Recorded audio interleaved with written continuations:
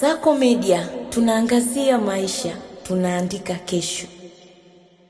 Idara ya Uhamiaji mkoa wa Kigoma inaendelea kuimarisha operesheni maalum za kuwasaka na kuwakamata wahamiaji haramu wanaoingia na kuishi ndani ya mkoa kinyume na sheria za nchi.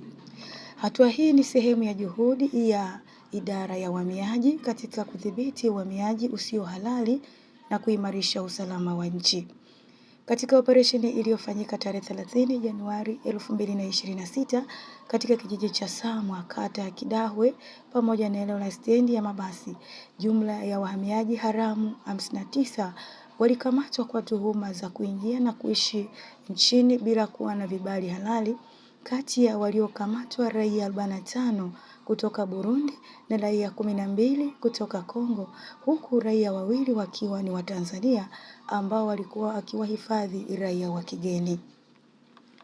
Ofisi ya Uhamiaji Kigoma inaendelea na doria pamoja na misako katika maeneo mbalimbali ya mkoa ili kudhibiti na kuzuia waharamia